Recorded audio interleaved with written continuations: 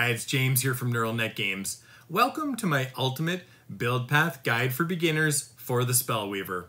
So what we're going to do here in this guide is we're going to go through every single level and we're going to talk card picks and we're going to talk which cards you swap out. So I'm going to show you exactly how to build the Spellweaver level by level. This is going to be a nice, powerful, synergized build, but it is not going to be a min-maxer build. It's not going to rely upon any crazy combos. It is not relying upon items, and it is not relying upon enhancements, because I wanted to do a guide that could help players who haven't made it to high prosperity and who haven't unlocked enhancements, or maybe they've only unlocked them for a little while and don't have the money to spend. So yeah, we're gonna go through every single level, every single card, talk about how things work.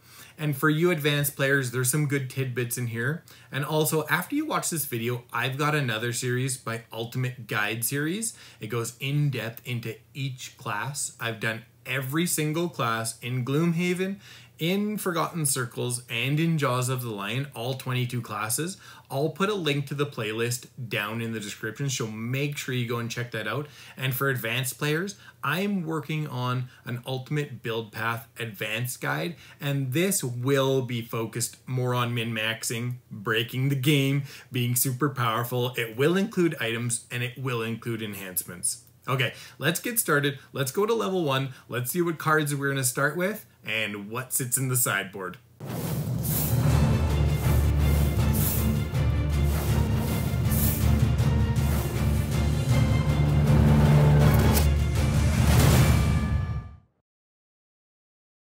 At level 1, and in no particular order, we're taking Frost Armor, Reviving Ether, Manabolt, Fire Orbs, Aid from the Ether, Impaling Eruption, Flamestrike, and Hardened Spikes. Now let's just quickly talk about exactly why we take each one, starting with Frost Armor.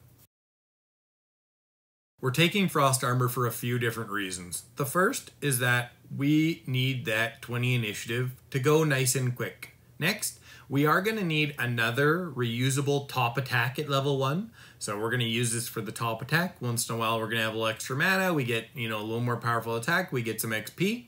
And then we're not using this for the bottom. So this effect is not really that good because essentially you're only getting one extra source of damage mitigation. So normally you can lose a card anytime you want to prevent a source of damage. So really this just adds one extra source, but also there's the opportunity cost of playing it as a bottom action instead of, attacking bottom with Flamestrike or moving to get into a better position. And so it's barely better than doing nothing and just, losing a card when you want to prevent a source of damage. And also you can waste the charges on this, like take 1 damage and you've wasted a charge. Whereas when you're losing a card on your own, you can throw it away whenever you want. Next, we're taking Reviving Ether. Why are we taking this? Because our life depends on it. We only have 8 cards. This class is built around taking Reviving Ether. You have to take it 100% of the time at every single level, no matter what you do, ever. You must take it. You got to use it to make sure you've got a reasonable amount of stamina, so you wait until you're very low cards. And this means that when you short rest, and we'll talk about how often you should short rest or long rest later, when you short rest, if you pull another card, you've got to throw it away. This has combo implications too, because you can only re-choose once. So let's say you take Fire Orbs, and you're like, I really want Fire Orbs. I'm going to take a point of damage to choose another card. And then your next one is Reviving Ether. You have destroyed your chances of making it through the scenario 95% of the time. So the problem with the Spellweaver is when you short rest, if you don't pick Reviving Ether, you always have to take the card that comes up first because you can't afford to lose Reviving Ether. That only applies until you play Reviving Ether. And also the bottom of Reviving Ether, it's so good. Move 4, jump repeatable at level 1 is amazingly good. There's not many level 1 moves that are as good, so we're taking this every single time. We're taking Manabolt. Why are we taking Manabolt? Initiative 7, Initiative 7, Initiative 7, Initiative 7, Initiative 7. It's your go first card. I think a lot of new players underestimate how important it is to have a nice mix of really low initiative and really high initiative. You want to stay away from, you know, like 40 to 65, 70. That initiative sucks. You never know whether you're going to go first or last, and it makes plans a lot harder. You're going to use it for the top attack. You're going to use it for the bottom sometimes. It's your Swiss Army knife, and you definitely need it pretty much all the way through. Next card we're taking, Fire Orbs. Fire Orbs at early levels is so powerful. It runs out of steam later, but we'll talk about, you know, when you make that swap. It also creates fire for us, which is really useful for Flamestrike, and so we can synergize those. And especially early on, like at lower levels, lower scenario levels, this card is super powerful. If you can hit 3 targets with it, don't hold back. You've actually got a pretty decent amount of stamina because of Reviving Ether if you wait to play it, you know, later on and get all your losses back. Play this card when it makes sense. The Spellweaver can burn pretty hot at lower levels because your losses are powerful compared to the monsters, whereas, you know, at higher levels they run out of steam a little bit, and so you have to play differently. But at early levels and even mid levels, you can burn pretty bright with the Spellweaver. And then the move 3, sometimes you'll use it for that. Mostly you're going to use it for this great top attack. It's flexible, it gets you XP, it does lots of damage at low levels. Next we're taking Aid from the Ether. Aid from the Ether is a great card. You can go really late at 91 initiative, which is helpful. The heal on top that's an average strength and flexibility heal at 3 range, 3 heal for level 1. We don't use it very often for the top. But this bottom summon, this is a very good summon. Summons follow their own AI rules. When they're melee, you've got to have a lot more skill and, you know, be a lot more tactical in what you do. When they're ranged, they sit back and they won't get too close to the monsters, so it's a lot easier for you and your party to stay in front and allow your ranged summons to live a while and fire off attacks. If this guy even lasts 3 rounds, that's 9 damage, plus he'll take a hit if he dies after 3 rounds. So it takes a hit away from your party, does 9 damage. You can easily keep this summon alive for quite a while though if you play it right. So play this card first turn at level 1. A level 1 character only does 4, 5, 6 damage on average per turn. And so you're adding 3 damage every single turn to your output. It's going to push your damage output up drastically, and because it's ranged, it's good. Just make sure that you're watching what's going to happen with the monsters and make sure that you and your allies are staying in front and even taking a hit once in a while to make sure that the summon stays alive and just keeps, you know, pumping out 3 damage every turn. It is a great card. Next card we're taking, Impaling Eruption. Top can hit 4 targets and do 12 damage. It's a bit tricky, but it's very good. Also, remember, you can zigzag your pattern and do whatever you want with it. It does not have to be in a straight line. You could even technically go in a circle. Remember though, any monsters that you target that are close to you, you have disadvantage on. It's a ranged attack still. And then it's got a great move 4 on the bottom. So make sure you're not dropping Aid from the Ether, Fire Orbs, and Impaling Eruption, you know, right in the beginning. You're going to seriously compromise your longevity. You may want to use the bottom of Fire Orbs or the bottom of Impaling Eruption for a move during your first rest cycle instead of just, you know, completely unloading, because you should be playing Aid from the Ether on the first turn. But still, at level 1, this is a very powerful card. Very good. Next, we're taking Flamestrike. Flamestrike, another very good level 1 card. Having a bottom attack with range is really nice because you can combine it with a top attack to burst. And so just think of this situation. Frost Armor top with Flamestrike bottom. That's attack 4 minimum. Then you have Aid from the Ether out. You're attacking 7 in a round. Absolute worst case scenario, and that's using reusable cards. You don't even have to burn a loss, and it doesn't account for the fact that you could, you know, be wounding and adding +1 damage, pushing your damage up. And so we want to use it for the bottom attack. Also, the nice top attack is is pretty decent. If you can wound and go quickly before a monster takes their turn, this is minimum a 4 damage attack because the wound is going to do 1 damage on their turn. The next card we're taking is Hardened Spikes. The top, it can be situationally powerful, and if you see a situation to retaliate 10 or something, then it's going to be worth it. But remember, you've always got to take damage when you're retaliating, and at lower levels, you can be pretty squishy yourself, and even your tanky friends only have like 10 hit points. And so just be careful that if you're going to use the top one, having Earth is definitely going to, increase your damage output, but make sure that they're not going to move and try to not get hit, because you need good coordination to really make this top worth it. Only if you're doing a very good amount of damage should you do it, because essentially you're having to take damage to dish out damage, and compared to something like Fire Orbs where you can just nuke off 9 damage, no problem, and take, your party doesn't have to take any hits, you'd have to do a pretty serious amount of damage to make this worthwhile, especially at early levels. Why are we taking this though? We're taking this for 26 initiative and for this bottom move. And once in a while, you're going to be able to use this shield to protect yourself. Maybe you decide to go in and take some aggro because you've got shield 2 up and you can protect some of your friends who are going to, take damage anyways. So we're taking it for the move and the initiative, and once in a while for the shield. And that's why it makes it in instead of Crackling Air bottom. But we'll talk about our sideboard here coming up. Our first sideboard card is Freezing Nova. It's in the sideboard for a couple reasons. One, it's melee, and it's a bit of a pain to use. And then it's got a situational bottom.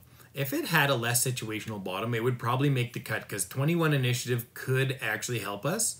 But the bottom is just so rotten. Heal 4, range 4, even at level 1 for a lost, way below the curve. You've got so many better things to do than that.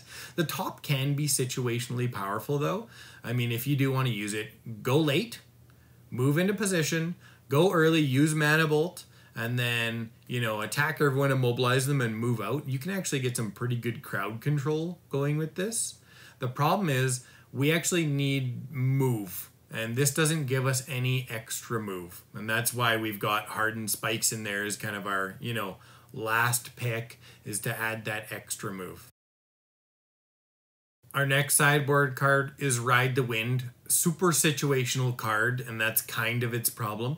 If you do see a really long scenario, you may want to take it. It can help you get money, so if you've got some separate goals, it may work its way in. It's a pretty good sideboard card because it is so situational.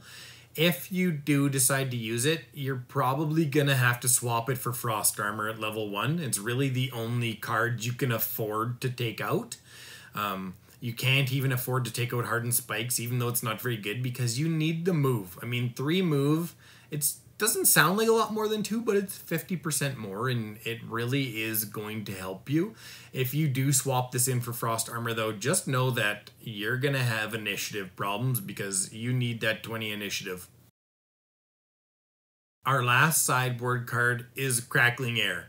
This card is just such a pain. First, never ever use this top unless you have air around. It is not worth it at all. This is a recipe for disaster. It only applies to the attack. So if you use Fire Orbs and you hit 3 monsters, it's going to take 3 charges.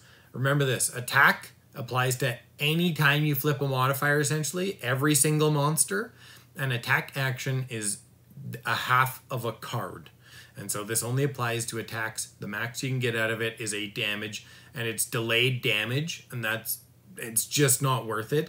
It does have decent initiative, which we could kind of use, but instead we're going to use Hardened Spikes because the initiative is close enough, and the bottom is better for Hardened Spikes. So I would call them equal tops between this and Hardened Spikes.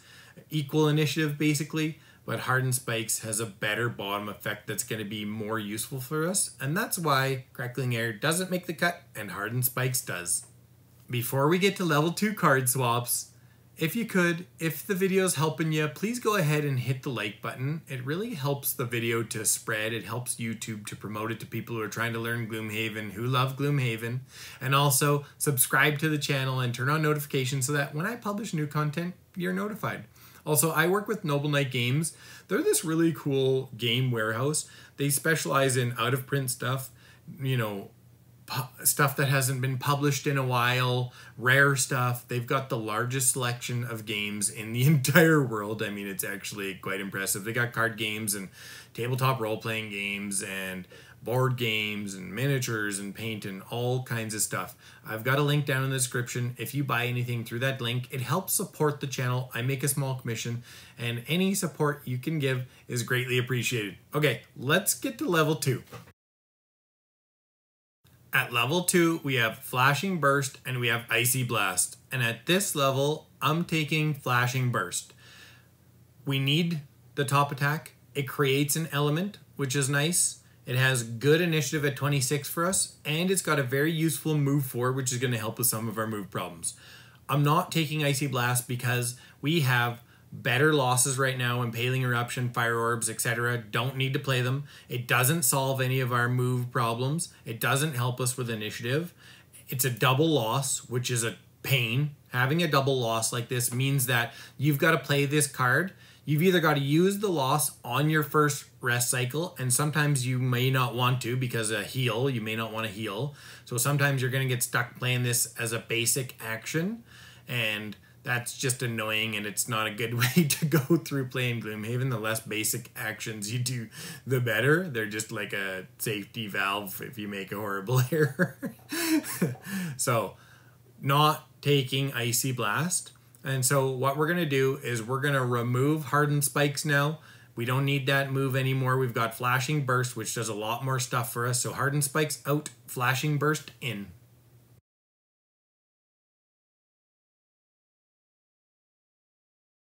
At level 3, we have Elemental Aid and we have Cold Fire. And I'm taking Cold Fire in this build 100% of the time because Cold Fire is our second best overall card. Even though it's tricky for us to use right now, Inferno at level 9 would be our best card because it's one of the best cards in the game. But Cold Fire is a top 20 card probably in the game. That's not a scientific assessment. That's just me, you know, pulling numbers out of you know where. It's a pretty good card though. It's tough for us to use right now, but we'll talk about how we use it later on. For now, if you don't have ice generation, you're going to have a problem getting the stun off, but you should be playing Flame Orbs or Fire Orbs and then playing this the next turn. At least you'll get a repeatable 3 attack, 3 hex, and still at level 3, that's very, very good. It's as good as Fire Orbs. Not quite as good because the targeting's harder, but it's repeatable. So, I mean, still strong even if you can't make ice. If you can make ice, though, you're going to dominate at this level. Initiative is whatever, and then the loot too is really good for, like, you know, the last turn, the last couple turns of a scenario to get a bunch of loot for yourself. Elemental Aid is a pretty good card in its own right. I mean, it can do some really good healing, and it, you know, can be very powerful if you consume air to shield your entire party, but it just doesn't make sense for us at this point. So what we're going to do is we're going to take Cold Fire and we're going to remove Frost Armor. We don't really need it for the top attack anymore, and I know it creates ice, but still, we just can't afford to throw away any other cards at this point other than Frost Armor. So Frost Armor goes, Cold Fire joins the fray. At level 4, we have Forked Beam and we have Spirit of Doom. Forked Beam solves a lot of problems for us. First, it's a repeatable top attack that gives us experience, and we need that. And we don't have to consume an element to get that experience, because what happens now is we've got Cold Fire, and so when we produce fire, we're going to be consuming it to pump up Cold Fire. It's much more effective than using Flamestrike, and so we want to, you know, preserve our element, and so we're going to take Forked Beam. It's going to help us with initiative. We're going to be able to move 4, and it's gonna solve a bunch of the move problems with us. So one thing people don't consider when they're picking cards is how things are actually gonna work together. So a lot of times, if you've got a strong top attack and a move, you might as well consider that you don't have that move or you rarely have it. So something like Impaling, Eruption, and Fire Orbs, we're not going to be using the move on those as much because we want to use those powerful tops, and when we do, they're going to be lost until we use something like Reviving Ether. And then another thing that people don't consider when deciding how much move they should take is that as you go through your rest cycles, you lose cards. So with the Spellweaver, with the Reviving Ether problem, any card that comes up that is not Reviving Ether when we short rest, we have to lose because we can't afford to lose Reviving Ether before we use it. And so we may end up throwing away a couple of our move cards early on, and then we can get really bogged down. So having an extra move card solves a problem for us. So we're going to take Forked Beam. Spirit of Doom is actually a good card at higher levels because killing a normal enemy is better, and then the bottom heal on a tank at level 9 could be worth 25 heal technically.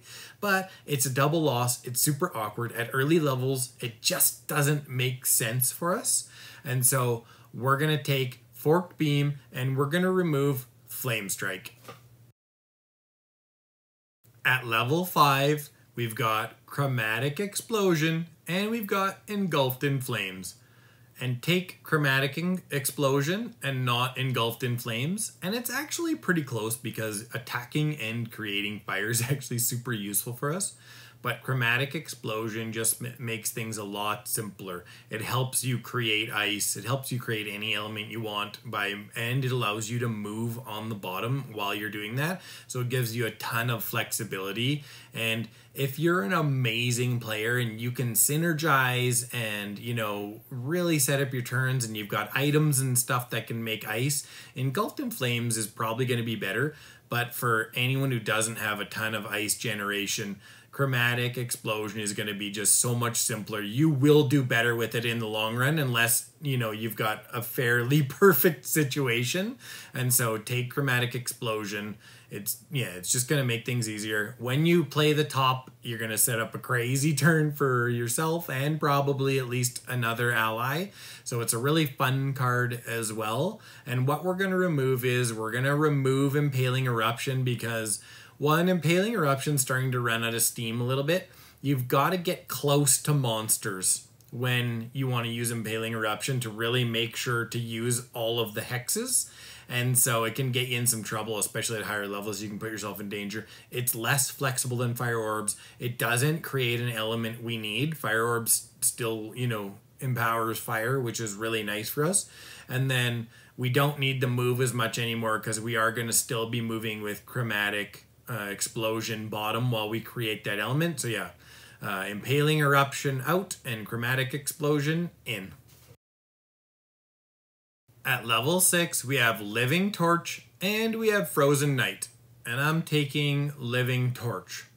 One, the top is actually really good. So if you don't want to use it for the summon, it's still a nice, good damage attack.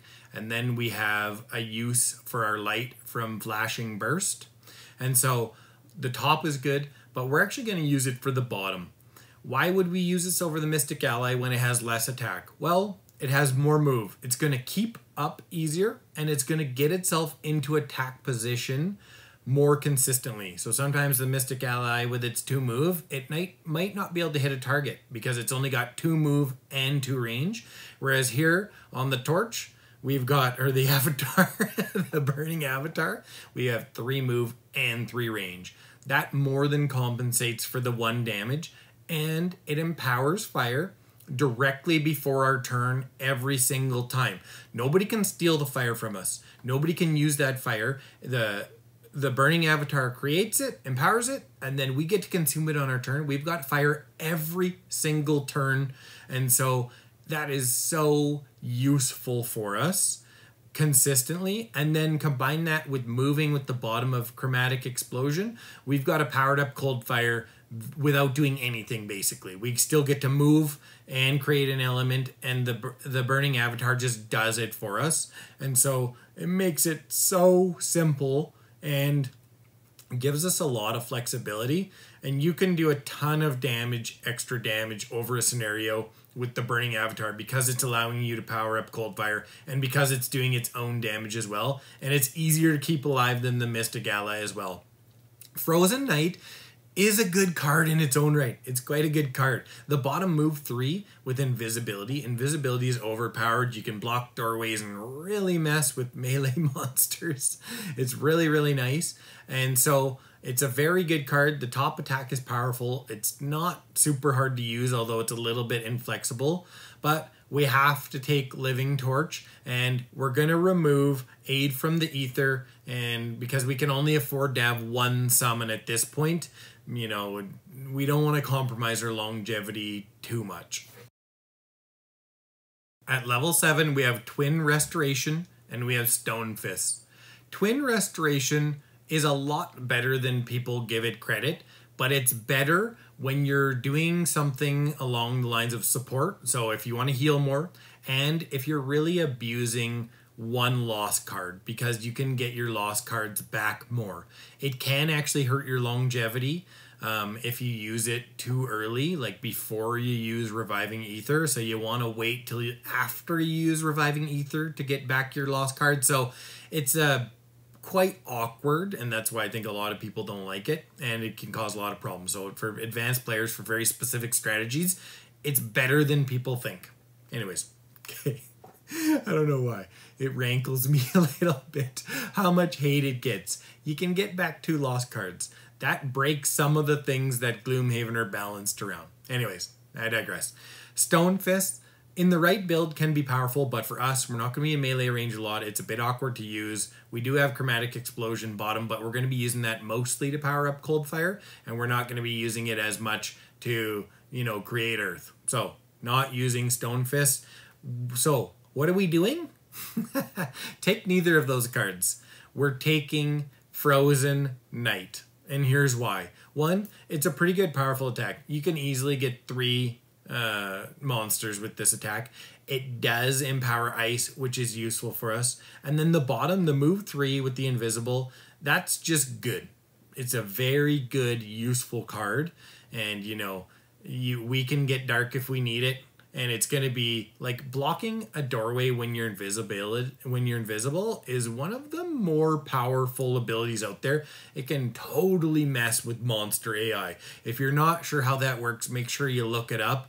It's a bit of a strange rule, but you can really use it to your advantage. So what we're doing now is we're going to remove Fire Orbs because the bottom of Frozen Knight is objectively better than the bottom of Fire Orbs. And the top of Frozen Knight is better as well. It does more damage and it empowers ice, which we need. So, Fire Orbs out, Frozen Knight in.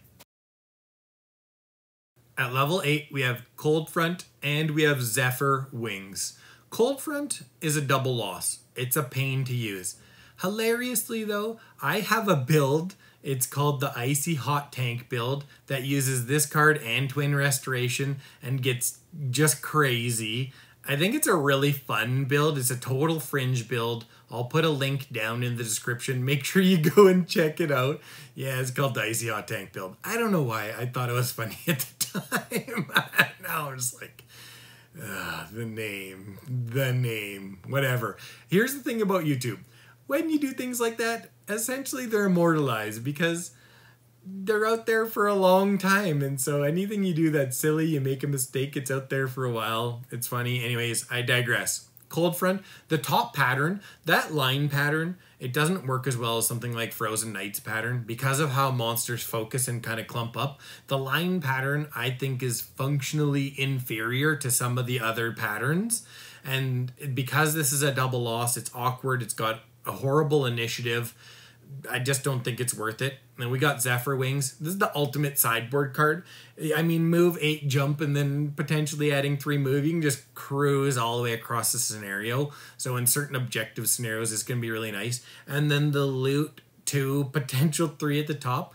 You can really hoover up some loot at this point if you're trying to get enhancements or whatever. So I'm going to recommend you take Zephyr Wings, but we're not taking any cards out for it. It is essentially a sideboard card for specific scenarios to make them easier. At level 9, we have Inferno and we have Black Hole. Inferno is objectively one of the most powerful cards in the entire game. Maybe the most powerful. Add some items to this, buff the attack up a little bit, do 40, 50, 60 damage, repeatable on entire rooms, and in certain scenarios that don't have doors, you're just like, to everything. 19 initiative, bottom does something, no clue what. Literally, I'm not going to talk about it. Black Hole is actually a pretty decent card. It's like on the curve for level 9, although there are other cards out there that are at lower levels with other classes that are functionally superior. We're taking Inferno every single time. We're taking out Forked Beam because now we have enough move with Frozen Knight, and then Inferno has a 19 initiative, and it's just going to output drastically more damage, and this is going to be the #1 card you want to play all the time now. Let's talk just some general strategy. First, you're mostly a ranged damage dealer. Make sure you don't always get caught in the back though. Sometimes you can be on the side but out of aggro and still able to attack so that you can move up and stay in the right position. And then you do have the smallest hand size, but because of Reviving Ether, you have one of the best longevities if you play it, completely optimally. So keep that in mind and make sure that you play your losses when they're going to be most effective. And so early on, if you can hit 3 monsters and kill 2 of them with Fire Orbs, do that. Or if you can get 4 targets with Impaling Eruption, do that. You're meant to do that. You're meant to burn bright at lower levels. Like, go for it. Your losses are really powerful at low levels, and so it makes sense to use them to just steamroll through scenarios and soften everybody up. Next, because of Reviving Ether and your small hand size, you should be long resting more than short resting. So when you're choosing your items, try and choose spend items if you can. At Prosperity 1, that's going to be a little hard, but you should definitely be taking Goggles. And then even though it's not a spend item, you should be taking a Piercing Bow because getting through shield with your AoEs is going to be a problem. Of course, you should always take a minor stam as well. But yeah, you want to take as many spend items as you can because you're going to long rest and you're going to be able to get all those spend items back. And so if you're at Prosperity 3 or 4, you can probably take a decent amount of spend items and long rest the majority of the time. If you do short rest, you can really, mess up your combos because of the Reviving Ether problem where you have to take any card that's not Reviving Ether. And so if you lose Manabolt and you lose Frost Armor at level 1, you've only got Flamestrike left as a reusable top attack. All your other tops are, not reusable attacks, like Fire Orbs is a loss, Impaling Eruption's a loss. And so you could get yourself in trouble pretty quick where you're like, I have to play a ton more losses than I want, or I have to basic action top of things. And so just, be aware that long resting is better for the Spellweaver than short resting. And so make sure when you're playing that you think about that. And then Cold Fire. As soon as you can, try and, find a way to make ice. I don't want to spoil anything here, and this isn't about items and stuff, but if you can use Cold Fire once a rest cycle to stun a couple monsters and do 6+ damage, you're going to have a very easy time at, level 3, level 4, stuff like that. Hopefully that helps. Let's move on to perks. Okay, let's talk perks. For perks, you don't want to take your rolling perks. They are not as good because you can miss on advantage and they can cause you to roll into misses a lot more. It's a pain. The advantage rules are ridiculous. I've got a video, 20 common rules mistakes. There's a link down in the description for it. Go ahead and check that out. You'll find it funny. I actually make a mistake in the 20 common rules mistakes video. Read the comments, you'll see. It's been pointed out to me more times than I care to remember. The great thing about YouTube, your mistakes are seen over and over and over again. Anyways, you want to make sure that you don't take the rolling perk. So you're going to start out, add both of the +2 ices, add both of the +2 fires, because you're going to need some help creating those elements. It's going to help you out a lot early on. A lot to get cold fire going, to use Flamestrike top to wound, etc. And then you're going to replace your -1s with your +1s. You're going to add your 2 +1s. And now that you've buffed up your deck, you want to shrink it down a little bit. So get rid of your 0s and stay away from the rolling stuff. I mean, past this point, you kind of just almost don't even want the rest of your perks. So maybe you house rule it so that you don't have to take perks at a certain point. I've got another video coming out too if you want to check it out. The best house rules. I think it's going to be really fun. This is the end of the video. Thank you so much for watching. And a big special thank you to all of my subscribers. I wouldn't be here without you. Thanks again.